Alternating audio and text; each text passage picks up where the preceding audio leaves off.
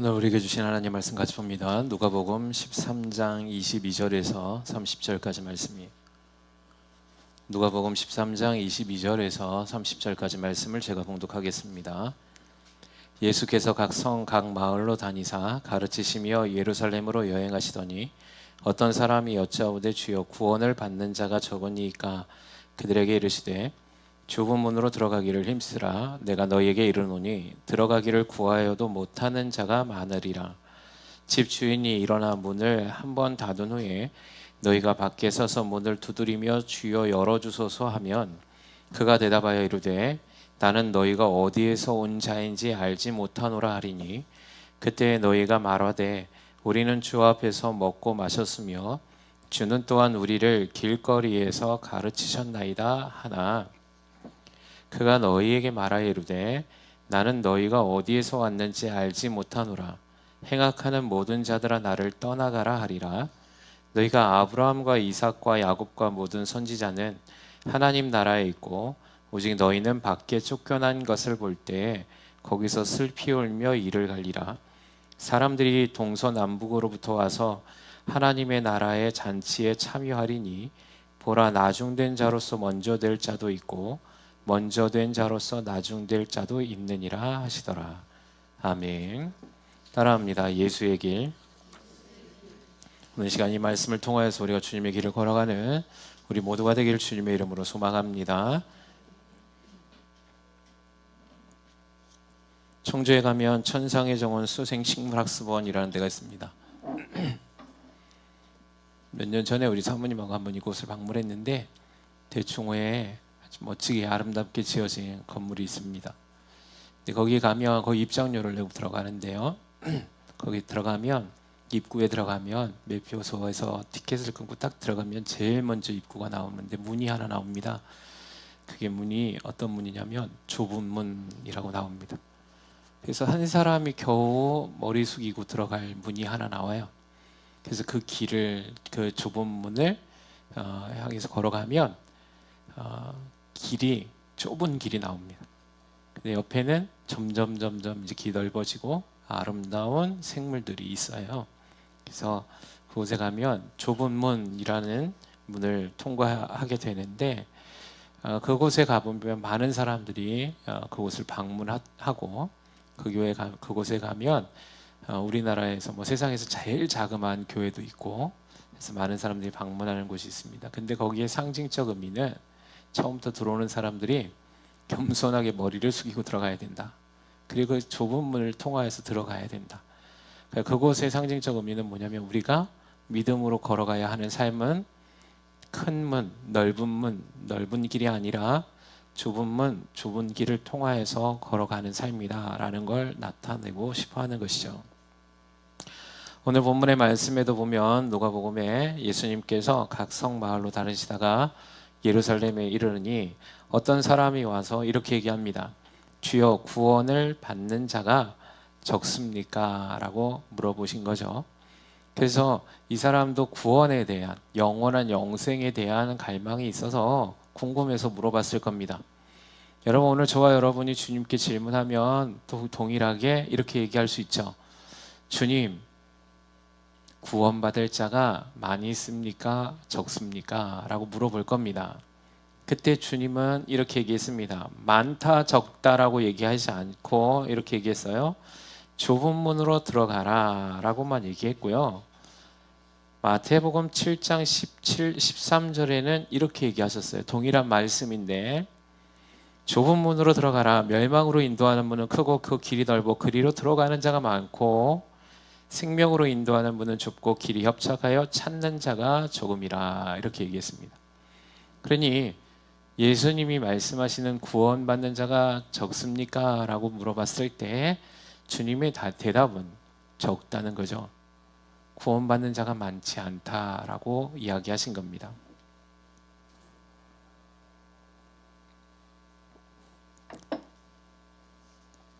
그러면 우리는 오늘 이 시간 이 말씀을 점검해 봐야 되겠죠. 나는 구원받은 사람인가? 그런데 그냥 우리가 두리뭉실하게 구원받은 사람은 이라고 이야기할 수 있는 그 조건, 구원을 받는 사람, 그리고 하나님 나라의 영원한 생명에 들어가는 사람은 이런 사람이야 라고 말씀을 해주셨다는 거예요. 두리뭉실하게 얘기하지 않았다는 거죠.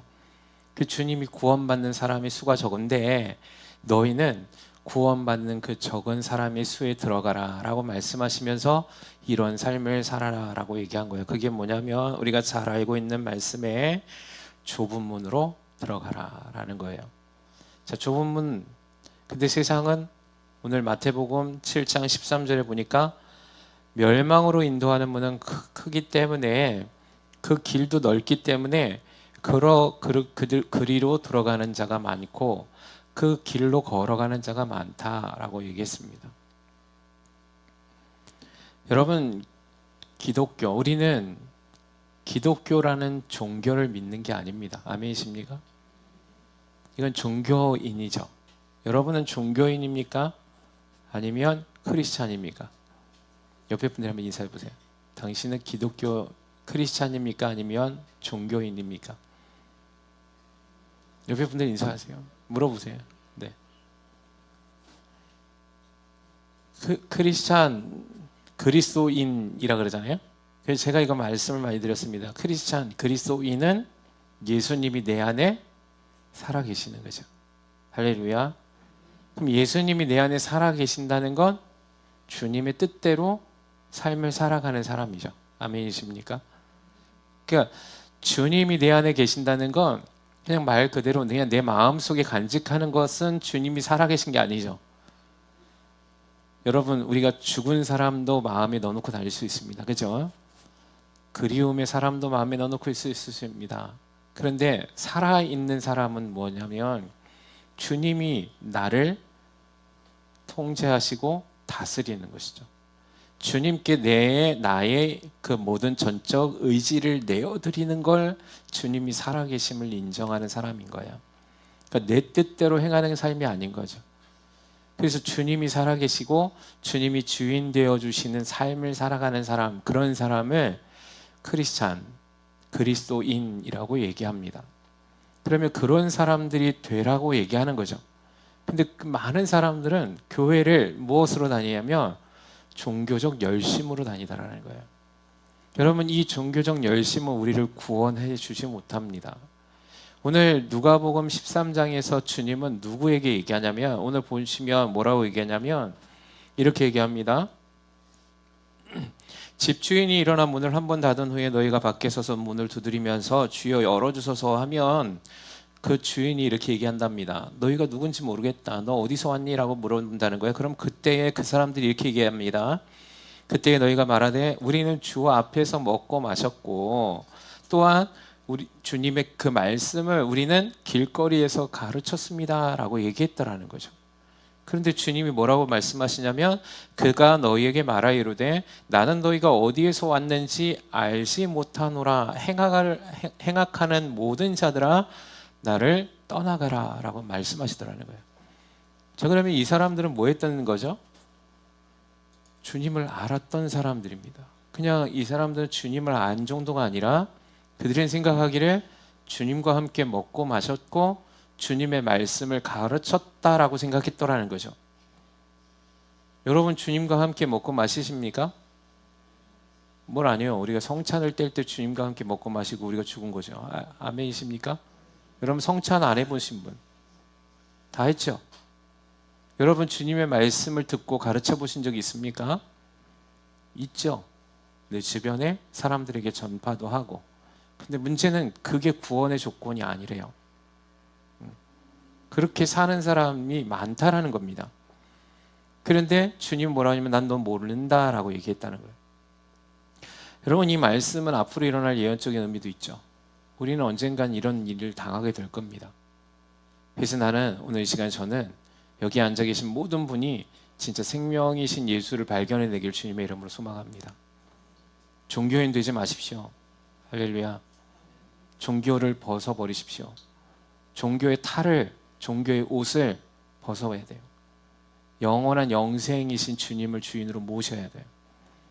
여기 앉아있는 많은 사람들, 우리 교회뿐만 아니라 많은 그리스도인들이 있는데 우리 그냥 종교적 옷을 입고 앉아 있습니다. 그래서 하나님의 말씀이 내 안에서 생명으로 나타내지는 삶을 살지 못합니다. 얼마나 많은, 저도 마찬가지였죠. 얼마나 많은 사람들이 예수를 알고 있습니까? 얼마나 많은 사람들이 예수의 가르침도 알고 있습니다. 얼마나 많은 사람들이 예수의 십자가의 도도 알고 있습니다. 얼마나 많은 사람들이 예수의 희생과 그 헌신이 무엇인지도 알고 그들을 향한 하나님의 말씀, 영원한 생명의 가치가 무엇인지도 알고 있습니다. 아는 게 중요한 게 아니에요. 여기서 이 유대인들을 향해서 얘기한 겁니다. 유대인들, 종교 지도자들, 바리새인들과 서기관들, 그들은 뭐라고 생각했냐면 그들은 주님과 먹고 마시는 사람이었다라고 생각했습니다. 이 먹고 마신다는 것, 주님과의 친밀함을 얘기하는 겁니다. 그만큼 가까이 했다는 뜻이에요. 그들은 자칭 스스로 주님과 먹고 마셨다고 이야기했습니다. 근데 주님 모른다고 얘기하신 거예요. 그들은 주님의 말씀을 가르쳤는데 그들은 스스로 말씀을 가르쳤다고만 얘기했습니다. 근데 여기에 보면 뭐라고 하냐면 가르쳤다고 얘기합니다. 열심으로 가르친 거죠. 근데 그들의 삶에 열매가 없었습니다. 증거가 나타나지 않는 거예요. 예수의 생명의 가치가 나타나지 않는 거죠. 남은 열심히 가르쳤는데 본인들은 그 삶을 살아내지 못한 거예요. 나는 이 강단 앞에서 선포하는 이 강단 설교자들, 여러분 이 강단에서 선포만 한다면 여러분 아무 의미 없습니다. 먼저 살아내야 하는 겁니다. 할렐루야. 저도 마찬가지. 우리 전도사님들 한 번씩 여기 세웠는데 말은 뻔찌르르하게 잘하는데 삶을 안 살아내면 그건 죽은 거죠. 그건 하나님을 속이는 것이요 자신을 속이는 겁니다. 말은 언변은 좀 못하더라도 삶으로 살아내면 그게 하나님 살아계신 삶을 살아가는 거거든요. 그래서 주님이 말씀하신 거죠. 그렇게 살면 그건 종교적인 거야 라고 얘기하는 겁니다. 그런 사람들은 구원이 없다라고 얘기하는 거죠. 그러면서 뭐라고 얘기합니까? 좁은 문으로 들어가라. 여러분 우리가 예수를 믿으면서 세상의 방식을 추구한다면 우리는 넓은 길로 가는 겁니다. 많은 교회가 아니 많은 그리스도인들이 자칭 그리스도인들이죠. 스스로. 여러분 바리새인들이 왜 책망받았는 줄 아십니까? 여러분 정말 우리가 성경에 보면 믿음의 선진들과 그렇지 못한 바리새인들을 주님이 비교하면서 말씀하신 것들이 굉장히 많이 있습니다.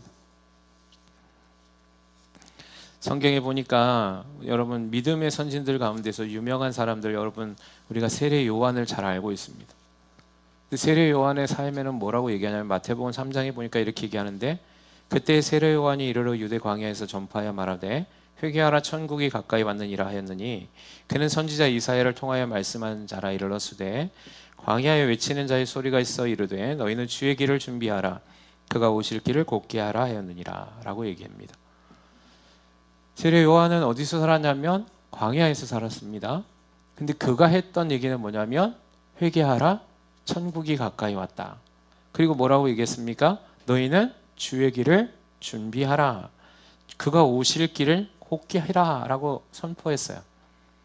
근데 만약에 세례 요한이 이렇게 선포해놓고 자기는 좁은 문 좁은 길이 아니는 좋은 옷, 좋은 집, 좋은 먹을 것 마실 것 먹고 살았다면 이 사람의 말은 영향력이 있었을까요 없을까요? 없는 거예요. 근데 세례 요한은 어떻게 살았냐면 이렇게 얘기했습니다. 4절에 보니까 요한은 낙타 털옷을 입고 허리에 가죽띠를 띠고 음식은 메뚜기와 석청을 먹었더라 라고 얘기합니다. 여러분 메뚜기가 사시사철 있지 않거든요. 석청도 사시사철 있지 않습니다. 한 철에만 나오는 거예요. 자, 이 얘기는 뭐냐면 세례 요한은 엄청난 절식을 했다는 겁니다. 그러니까 정말 살 만큼만 먹은 거야.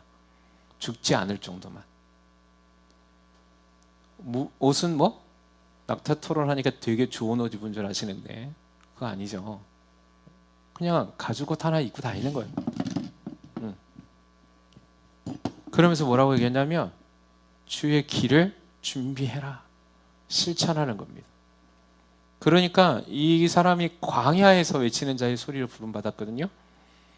여러분 광야는 사람들이 사는 곳이 아닌데 마태복음 4장 5장에 보니까 뭐라고 하냐면 이때 예루살렘과 온 유대와 요단강 사방에서 다 그 얘기 나왔다라고 얘기합니다. 이 사람의 말에 뭐가 있는 거죠? 생명이 있는 거예요. 이게 좁은 문이에요. 이게 좁은 길이라고. 우리는 너무 넓은 길로 다니길 원합니다. 조금만 가난하거나 조금만 풍요에서 벗어나면 두려워하는 거죠. 그리고 나는 구원받을 거라고 생각합니다. 근데 주님 분명히 말씀하셨습니다. 좁은 문, 좁은 길로 가라. 바리새인들에게는 이렇게 얘기했어요. 그 사람들은 화려함, 명예, 권세, 물질도 있죠. 재정도 있었어요. 근데 그들에게 뭐라고 얘기하냐면 마태복음 23장이 이렇게 얘기합니다. 화 있을 진저 외식하는 서기관들과 바리새인들이요, 회칠한 무덤 같으니 겉으로는 아름답게 보이나 그 안에는 죽은 사람의 뼈와 모든 더러운 것이 가득하도다. 사람들로부터 존경받았거든요. 이 사람들이 한번 움직이면 수많은 사람들이 그를 칭송하고 따랐습니다. 그들의 말은 곧 법인 것처럼 느껴졌어요. 그런데 주님이 오셔서 그에게 뭐라고 얘기했습니까? 회칠한 무덤 같다는 거죠. 여러분, 무덤을 색을 아름답게 칠해 놓은 거예요. 그럼 무슨 의미가 있습니까? 무덤인 걸 포장만 번드르하게 한 거예요. 좋은 옷 입고 다니고, 명품 옷 입고 다니고, 명품 가방 들고 다니고, 좋은 차 타고, 좋은 집에 이사 가고, 좋은 집에서 풍요롭게 사는 거예요. 그래 놓고 나는 좁은 문을 걸어간대요. 아니라는 거죠. 여러분, 이거 제가 정말 많이 얘기했습니다. 이거 주님이 주시는 마음이에요. 우리 교회에게, 저에게. 나는 여러분이 풍요롭지 않게 주님의 이름으로 소망합니다. 그것이 여러분의 영원한 생명과 맞바꿀 수 없잖아요. 그런데 주님은 제가 얘기한 게 아니라 이런 사람은 천국에 들어가지 못한다는 거예요. 여러분, 이 땅 가운데서 좋은 집 가면 뭐 하겠습니까? 살면 뭐 하겠습니까? 천국에 못 들어간다면. 이 땅 가운데서 좋은 차 타면 뭐 하겠습니까? 천국에 들어가지 못한다면. 이 땅 가운데서 여러분 명예가 있으면 뭐 하겠습니까? 천국에 들어가지 못한다면. 그래서 주님은 이 땅 가운데서 어떤 삶을 살았냐면 아무것도 가진 것 없는 삶을 사셨습니다. 주님은 무엇이든지 생기면 나누어 주는 삶을 사셨습니다. 그래서 이 땅 가운데서 주님은 자신을 위해서 창고에 채운 적이 없으십니다. 왜? 주님은 이 공생의 기간, 그러니까 그 사명의 기간이 끝나면 하나님 보좌로 가실 걸 아셨기 때문에 그래요. 그곳이 진짜라는 사실을 알았기 때문에 그래요. 근데 어리석은 사람은 어떻게 하더라? 저 영원한 천국은 소망하지 않고 이 땅을 소망하니까 이 땅에서 내 창고에 가득 채우려고 하는 삶을 사는 거예요. 그 어리석은 사람이. 여러분, 저와 여러분이 얼마나 풍요로운지에 대한 감사가 있길 주님의 이름을 소망합니다. 여러분, 우리는 굶지 않습니다. 지금 성경은 일용할 양식을 구하라 그랬어요. 그러니까 하루 먹을 정도의 양식만 있으면 된다는 겁니다. 우리 너무 많은 걸 가지고 있어요. 옷도 여러분, 전도를 나갈 때 예수님의 제자들에게 옷을 몇 벌 허락했습니까? 한 벌. 두 벌 옷도 가지 마. 너는 옷이 한 벌 있으면 돼. 라고 얘기한 겁니다. 신도 하나만 있으면 돼. 이게 뭡니까? 지금 너가 갖고 있는 것, 그것으로 너는 만족하면 된다는 겁니다. 근데 우리는 너무 많은 옷이 있어요. 우리는 너무 많은 신발이 있고, 우리는 너무나 많은 먹을 것에 대한 집착이 있고, 우리는 너무나 좋은 집에 대한 갈망이 있습니다. 사랑하는 취하는 교회 성도 여러분, 여러분 집이 작아이든 아니든 상관없습니다. 여러분, 이 땅에서 우리 집이 어디 있습니까? 이 땅은 잠시 빌려고 쓰고 그냥 가는 건데, 아멘이십니까? 여러분, 이 땅이 우리 땅이 어떻습니까? 다 하나님 땅이지. 아멘이십니까? 우리 진짜 집은 천국에 있잖아요. 그건 영원히 사라지지 아니할 집이거든요. 그걸 소망하셔야 돼요. 천국에 여러분 부활을 쌓으라 그랬거든요. 아멘이십니까? 이 땅에 재정을 위해서, 물질을 위해서 쌓아놓지 말라 그랬어요. 이 땅은 막 써야 되는 거예요. 사용해야 되는 거죠. 근데 천국에 쌓는 방법이 있습니다. 그게 뭔지 아십니까? 너희가 하늘 보화를 쌓아놓으라 그러거든요. 그거에 대한 성경의 해답은 뭐냐면 따라하세요. 나누어 주는 겁니다. 네, 나눔에 있어요. 여러분이 하나를 나눌 때 천국에서 30배, 60배가 쌓입니다. 그러나 내가 하나 그대로를 가지고 나누지 않으면 천국에는 어떠한 것도 저축되어지지 않습니다. 두려워하지 마십시오. 여러분, 나눔을 두려워하지 마십시오. 할렐루야. 나눔의 기쁨을 누려보십시오. 나는 우리 교회 안에서 이러한 삶이 회복되길 주님의 이름으로 소망합니다. 나는 우리 교회 안에서 이 운동이 일어나길 주님의 이름으로 소망합니다. 여러분, 뭐 요즘에 그 정부에서 집 두 채 있는 사람들 폭탄 세금을 매기겠다잖아요. 여러분, 세상도 이렇게 살면 안 된다고 얘기하는 거예요. 없는 자들을 위해서 네가 두 채 있으면 하나 팔아서 그 사람들에게 주라는 거예요. 그래가지고 지금 부자들이 난리가 났어요. 폭탄 세금을 매기겠답니다. 중과세 하겠대요. 예. 그래서 이 사람들이 그래? 그러면 일단 뭐 갖고 있어 보지. 뭐 그 세금 맞나? 했더니 정부에서 어떻게 했습니까? 그 안 팔고 가만히 있으면 버틸 수 있나 보자. 보유세를 폭탄으로 매기겠다. 그러니까 내가 그걸 가지고 있으면 가지고 있는 동안의 세금을 중과세 하겠다는 겁니다. 계속적으로. 그래서 안 팔 수 없게 만들겠다는 거예요. 네. 여러분, 세상도 이렇게 살아가라는 거죠. 근데 하물며 교회를 다니고 우리 예수 믿는 사람들이 왜 이렇게 못 삽니까? 나누라는 거예요. 세상도 선진국이 되면 될수록 어떻게 살라는 거죠? 가난한 자들, 소외된 자들을 베풀라는 거예요. 그게 선진국이거든요. 여러분, 후진국일수록 그게 없죠. 비리가 많은 거죠. 강한 사람이 많이 취하는 거죠. 약한 것들을. 이게 후진국이거든요. 그럼 교회는 원래 교회 본질은 세상의 흐름에 따라가는 게 아니라 그 교회가 세상을 통제하고 가르쳐야 되는 것이죠. 근데 우리가 이런 삶을 배웠음에도 실천이 안 되는 거예요. 여러분이 지금 속해 있는 집, 여러분이 가지고 있는 그 모든 환경들을 감사하시길 주님의 이름으로 소망합니다. 그것이 내가 집이 크든 작든 상관없어요. 여기에서 살고 있는, 내가 오늘 살아갈 때 비를 막을 수 있는 것, 추위를 막아줄 수 있는 것, 따뜻한 보금자리가 있는 것으로 감사하십시오. 자꾸만 더 화려한 것들을 소망하지 마십시오. 할렐루야. 이런 실천하는 사람들이 앞으로 우리 교회에서 중직자로 세워질 겁니다. 할렐루야. 왜냐?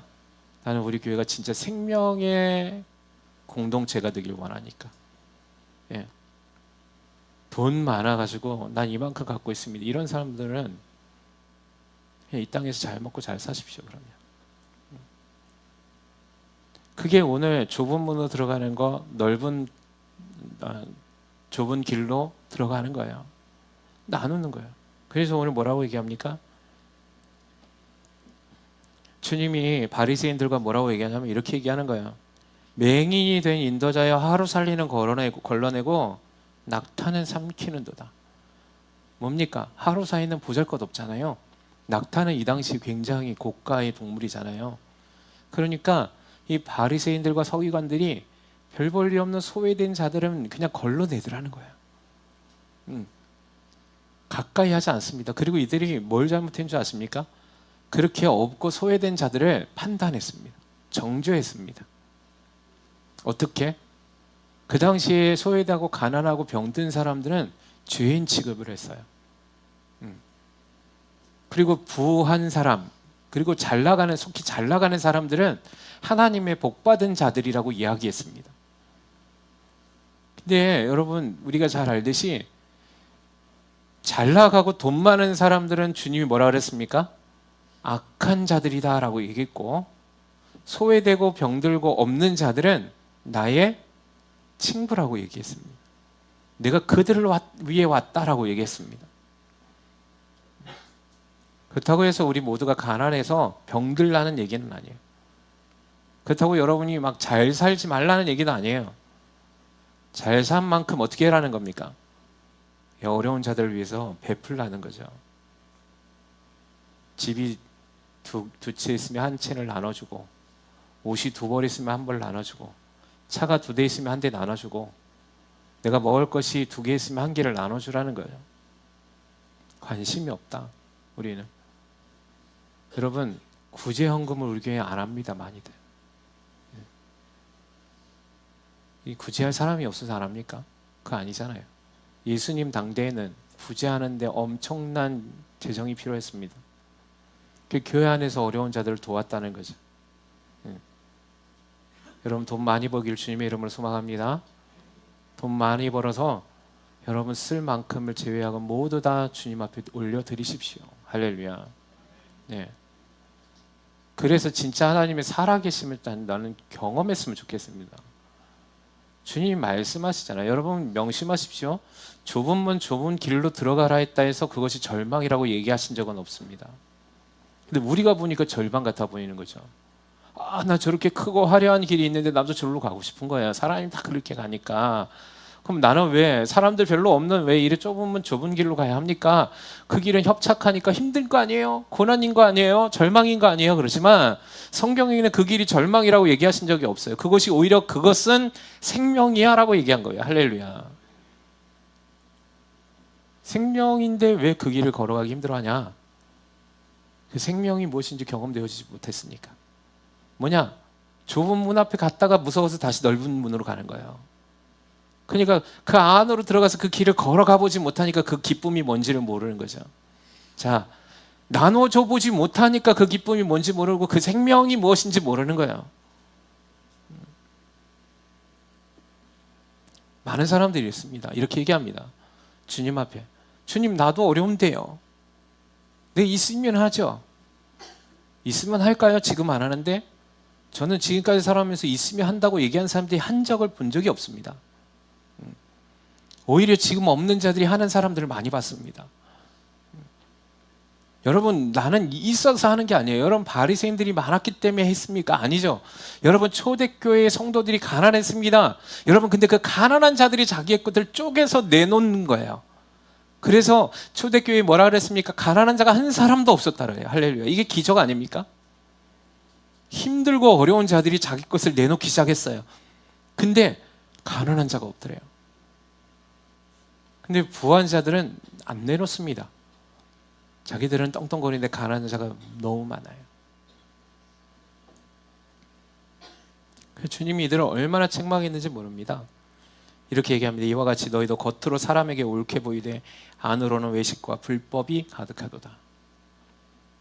화이스를 친저 외식하는 서기관들과 바리새인들이요, 너희는 선지자들의 무덤을 만들고 의인들의 비석을 꾸미며 이르되 만일 우리가 조상 때에 있었더라면 우리는 그들이 선지자의 피를 흘리는데 참여하지 아니하였으리라 하니 그러면 너희가 선지자를 죽인 자의 자손임을 스스로 증명함이라. 뭐냐면 믿음의 선진들을 통하여서 자신들은 그 후손이라고 얘기하고 그 비석을 잘 갖고 있다는 거예요. 근데 실상은 너희들이 선지자를 죽인 자들이잖아. 선지자는 그렇게 산 적이 없다고 얘기하는 겁니다. 선지자들 보십시오. 세례 요한이 예수의 길을 향해서 달려나갈 때 그는 따뜻한 집이 없었습니다. 그는 풍요로운 음식을 먹어본 역사가 없습니다. 예수님은 이 땅 가운데 오셔서 실천하며 몸소 보여주신 그 삶에서 예수님은 누울 곳조차 없으셨다고 그랬습니다. 예수님은 굶기를 늘 경험하셨고 피곤하여 잠들 곳조차 찾지 못하셨고 가난하고 소외된 자들이라면 자신의 그 모든 에너지를 써서라도 그들을 구원하기 위해서 직접 찾아가셨던 분이십니다. 예수님의 옷이 화려했을까요? 예수님의 신이 화려했을까요? 예수님이 마시고 먹는 음식이 화려했을까요? 그렇지 않았다는 거죠. 만왕의 왕 만유의 주님이 말씀하신 겁니다. 그래서 제가 서두에 여러분에게 도전한 겁니다. 여러분은 그리스도인입니까? 여러분 스스로에게 질문해 보셔야 합니다. 나는 그리스도인인가? 아니면 종교인인가? 종교인은 구원받을 수 없습니다. 종교인은 절대로 천국에 들어갈 수 없습니다. 그걸 주님이 말씀하시는 거예요. 근데 그들이 와서 주님 앞에 이렇게 얘기할 겁니다. 주님, 내가 주와 함께 먹고 마셨으며 주의 말씀을 가르쳤습니다. 그때 주님은 그들에게 이렇게 얘기할 겁니다. 내가 너희를 도무지 알지 못하노라. 불법을 행하는 자들아, 내게서 떠나가라. 사랑하는 주여하는 교회 성도 여러분, 제가 이런 말씀을 준비할 때 사실은 편하지는 않습니다. 근데 주님이 저에게 주신 말씀은 뭐냐면 복음이에요. 할렐루야. 곰곰이 묵상해 봤습니다. 왜 많은 교회들에게 부흥의 세대로 부름받았던 교회들이 지금은 다들 어려운 시기를 맞고 있다고 얘기할까? 다는 아니겠지만 사람들을 위한 메시지가 선포되어졌기 때문이라고 생각합니다. 그래서 저는 주님의 말씀을 전해야 하는 목회자로 부름받은 거라고 생각합니다. 그리고 지금도 수많은 목회자들이 이 일선에서 그 사역을 감당하고 있음을 저는 믿습니다. 나는 우리 교회가 이런 교회가 되길 원합니다. 지금은 쓸 수 있습니다.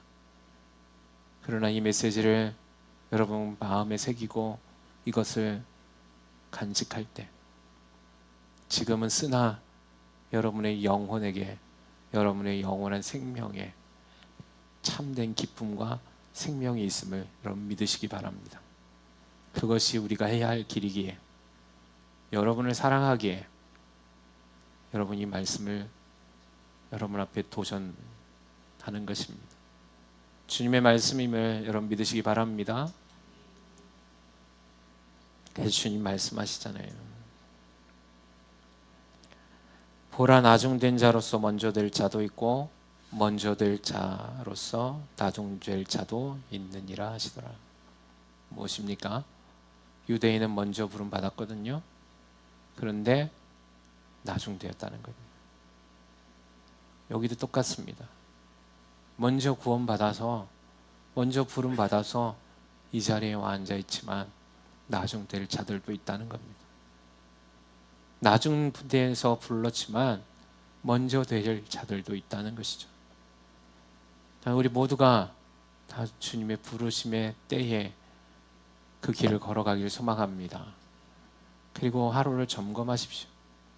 절망하지 마십시오. 예수가 있으니 우리는 희망이 있는 거 아닙니까? 무기력해 하지 마시오. 여러분, 고난 속에서 한탄하지 마십시오. 그 또한 하나님의 허락하심이니, 그것 가운데서 하나님 함께 하시니. 어떤 분이 이렇게 얘기했습니다.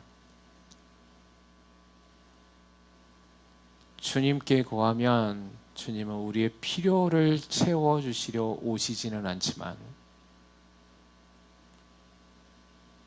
우리가 그 주님과 동행할 때, 우리가 가장 필요로 할 때 주님은 우리 옆에 계실 겁니다.